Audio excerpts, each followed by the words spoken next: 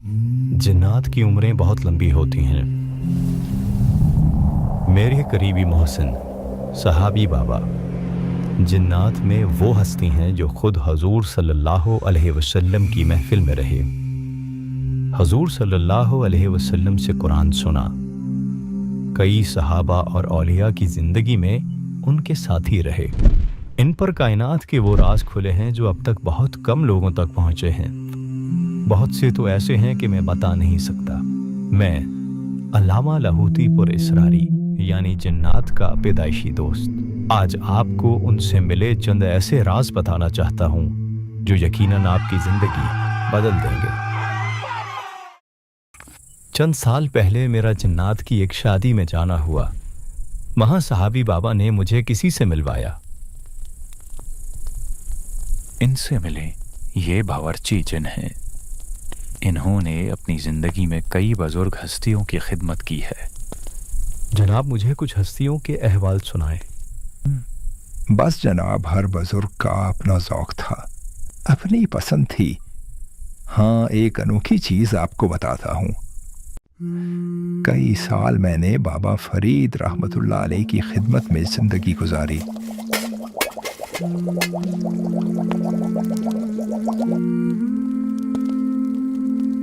वाह भाई, तुमने तो कमाल कर दिया। ये जो तुमने बकरी का गोश्त बनाया है आज, मज़ा आ गया। इतने साल तुमने मेरी खिदमत की है। मैं तुम्हें आज एक तोहफा देता हूँ। सूरह रहमान की आयत फ़बिअय्यि आलाइ रब्बिकुमा तुकज़्ज़िबान। जब भी तुम्हारा कुछ खाने को दिल चाहे, दुनिया की कोई चीज़, बस उसका तसव्वुर करके एक बार पढ़ लेना, वो चीज़ तुम्हारे सामने आ जाएगी।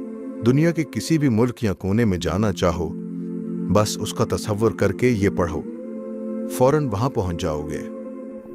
मुझे बाबा फरीद रहमतुल्लाह अलैह से इस अमल की ख़ास इजाज़त है। आज ये मैं आपको बख्श रहा हूँ। जज़ाकल्लाह जनाब। अच्छा ये बताएं, माशाल्लाह आपने इतनी लंबी उम्र पाई है। यकीनन आपने मुग़ल हुक्मरानों का दौर भी देखा होगा। उनके बारे में कोई अनोखी बात? जी हाँ, बिल्कुल। वो तो मेरे लिए ऐसे है जैसे कल की बात हो। आपको एक ऐसी बात बताता हूँ जो शायद आपको किसी किताब में भी ना मिले। जब बर्रे सग़ीर पर मोहम्मद शाह रंगीला की हुकूमत थी, मैं उस वक़्त लाल किले में रहता था। एक चीज़ जो उसके बारे में पूरी दुनिया को मालूम है कि दिन रात उसके दरबार में अयाशी की महफिल लगी रहती थी, लेकिन वो लोगों के फ़न का बहुत कदरदान था। तकरीबन हर फ़न का साहिब कमाल उसके दरबार में मौजूद होता। वो उन पर इनामात की बरसात करता। मुझे डर है कि जिस तरह बादशाह दिन रात इन लोगों पर खजाना लुटा रहा है, कहीं ये खजाना ख़त्म ना हो जाए। बादशाह का मिजाज ही कुछ ऐसा है, किसी की हिम्मत नहीं कि इनको इस बारे में खबरदार करे। एक दिन ऐसे ही महफिल में बैठे बादशाह की एक पंडित से बातचीत चल रही थी। कभी कभी मुझे लगता है कि मेरी रियाया मुझसे मोहब्बत नहीं करती। एक अजीब सी बेचैनी रहती है। एक मूर्ख इंसान ये सोचता है कि उसे प्यार नहीं मिल रहा, परंतु एक महान इंसान ये सोचता है कि क्या मैं प्यार बांट रहा हूँ, क्या लोग मेरा प्यार पा रहे हैं। वाह, क्या बात कर दी, मज़ा आ गया। अच्छा मुझे ये बताओ, आपने जंगलों और गारों में वक्त तो गुजारा होगा? हाँ गुजारा है, बिल्कुल गुजारा है। तो मुझे ये बताओ, तुम्हारा वहाँ जिन्नात से कभी सामना हुआ? हाँ, बहुत दफ़ा। कई बार उन्होंने मुझ पर हमला करने की कोशिश भी की। तो तुम उनसे बचे कैसे? ये एक राज है, मैं हर किसी को नहीं बता सकता। अरे जनाब, आप मुझ पर यकीन रखो, ये राज बस मुझ तक ही रहेगा। तो फिर सुनो, आपके कुरान में खुदा का एक नाम आया है, कहार। ये लफ्ज़ जादू, जन्नात और शयातीन के लिए एक नंगी तलवार है। जो बंदा भी या कहार पढ़ता हो, दुनिया की कोई शैतानी ताकत उसका मुकाबला नहीं कर सकती। लेकिन ध्यान रखना, ये राज बाहर न जाए, क्योंकि ये अगर आम लोगों तक पहुंच गया तो लोगों ने शरीर जिन्नात की नस्लें ख़त्म कर देनी हैं। फिक्र मत करो, ये राज मेरे सीने में ही दफन हो जाएगा।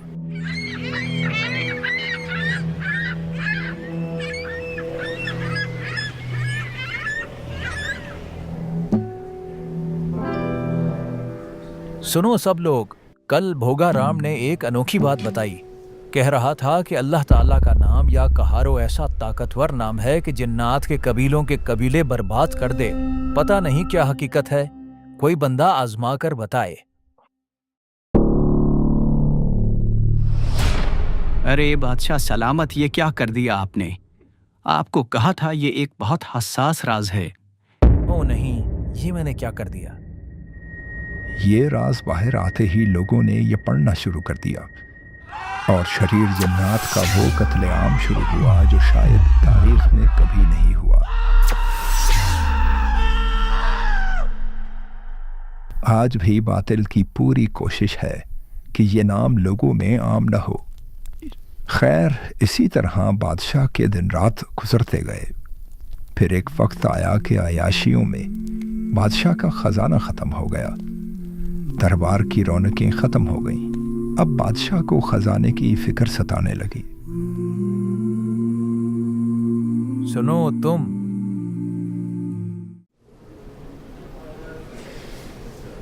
हाँ तुम, इतने सालों तुम दरबार में रहे हो, खजाने से पैसे लेते रहे हो। तुम अपने काले इल्म से मुझे कोई खजाना ढूंढ कर दो। तुम्हारे पास सिर्फ 40 दिन का वक्त है। अगर कुछ ना मिला तो मैं तुम्हारा सर कलम कर दूंगा। अक्कड़ बक्कड़ बम्बे वो 80-90 पूरे 100। अक्कड़ बक्कड़ बम्बे वो 80-90 पूरे 100।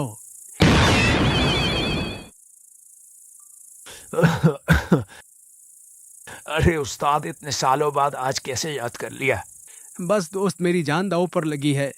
मेरा एक काम कर दो, मुझे तलाश करके बताओ कि खजाना कहाँ मिलेगा। चलो मैं अभी आया देखकर।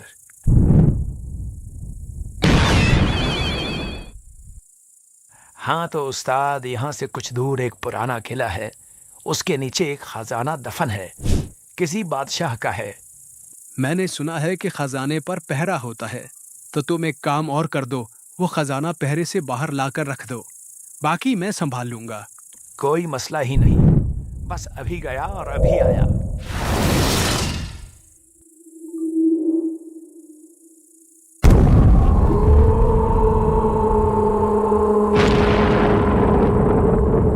कौन है जिसने मेरी नींद खराब की?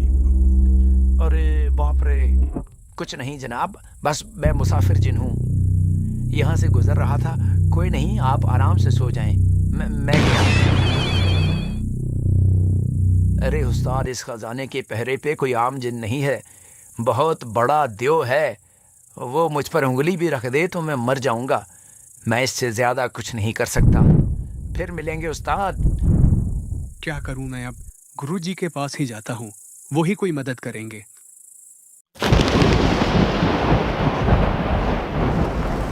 गुरुजी, आप ही मेरी मदद कर सकते हैं। मेरे जिन का कोई बस नहीं चल रहा उस देव पर।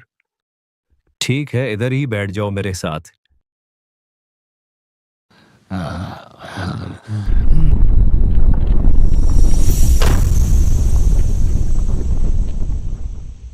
क्या हुक्म है गुरुजी? एक खजाने पर एक दियो काबिज है, तुम्हें इसे खत्म करना है, बाकी हम देख लेंगे। जैसे आपका हुक्म।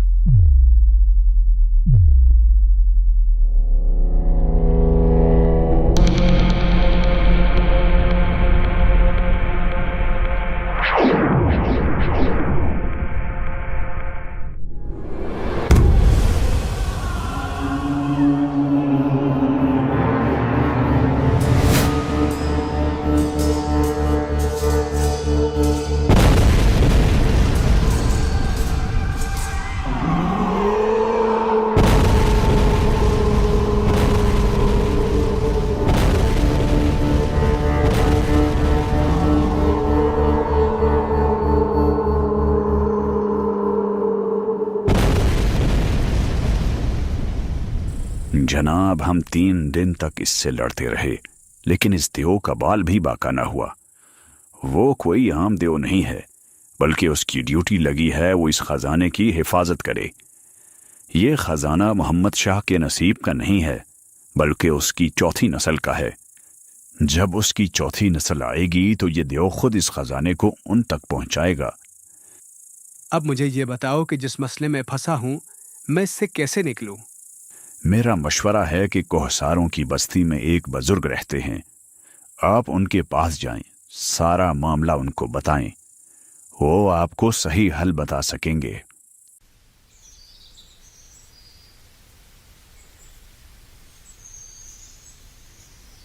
جناب میری جان خطرے میں ہے، اگر بادشاہ کو میں نے خزانے کا پتہ نہ دیا تو وہ میری جان لے لے گا۔ تم فکر مت کرو، جا کر بادشاہ کو کہو کہ تمہیں خزانے کا پتہ مل گیا ہے اور اسے خزانہ میں دوں گا، لیکن بادشاہ کو خود میرے پاس آنا ہوگا۔ ٹھیک ہے، میں صبح ان کے پاس جاؤں گا۔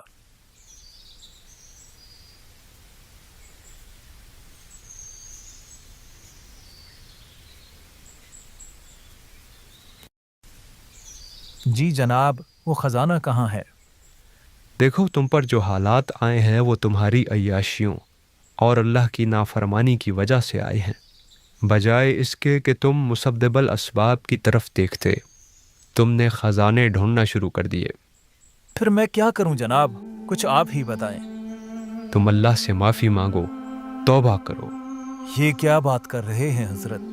ساری عمر میں نے عیاشیوں میں گزاری، اس کی نافرمانی میں گزاری، اب بڑھاپے میں آ کر مجھے معافی کیسے ملے گی؟ تمہارے گناہ جتنے بھی بڑے ہوں، کیا اس کی رحمت سے بھی بڑے ہیں؟ بس آپ گواہ رہیں، میں اپنی پوری زندگی سے توبہ کرتا ہوں۔ تم اب ایک کام کرنا، صبح شام سارا دن ہر حالت میں یا فتح ہو یا باسط ہو پڑھتے رہنا، انشاءاللہ بہت جلد تمہارے حالات بدل جائیں گے۔ بس پھر محمد شاہ نے یہ وظیفہ پڑھنا شروع کیا، عیاشی کی زندگی چھوڑ دی اور آہستہ آہستہ حالات بہتر ہوتے گئے۔ اسی حالت میں ایک دن اس کی زندگی کی شام ہو گئی۔ میں اکثر سوچتا ہوں کہ شاید اس کے بڑوں کی دعائیں ہوں گی۔ اورنگزیب عالمگیر رحمۃ اللہ علیہ جیسے بزرگ، انہوں نے اپنی نسلوں کے لیے دعائیں مانگی ہوں گی، انہوں نے فقیروں کی خدمت کی ہوگی، جس کا اللہ نے یہ صلہ دیا کہ محمد شاہ رنگیلا نے پوری زندگی تو عیاشیوں میں گزاری، لیکن آخری وقت میں اسے اللہ کی طرف رجوع نصیب ہو گیا۔ اور بے شک مومن کا اصل تو خاتمہ ہی ہے۔ یقیناً جو سب سے بڑا خزانہ اسے ملا وہ اللہ کا نام ملا۔ اللہ اکبر، بے شک ایسا ہی ہے۔ آپ نے بادشاہ کی زندگی اور جنات کا تذکرہ کیا تو مجھے اپنا ایک واقعہ یاد آ گیا۔ انشاءاللہ امید ہے آپ کو سن کر نفع ہوگا۔ یہ اس وقت کی بات ہے جب خلیفہ مامون الرشید کی حکومت تھی۔ میں اس وقت ایک بزرگ مالک بن عبید رحمۃ اللہ علیہ کے پاس اکثر جایا کرتا تھا۔ بہت نیک انسان تھے۔ کئی لوگ اپنے مسائل ان کے پاس لے کر آتے اور وہ ان کی مدد کرتے۔ ایک دن ایک انوکھا واقعہ ہوا۔ جناب، میں خلیفہ مامون الرشید کا رازدار ہوں۔ ہوا یوں کہ چند دن پہلے مجھے بادشاہ نے بلایا۔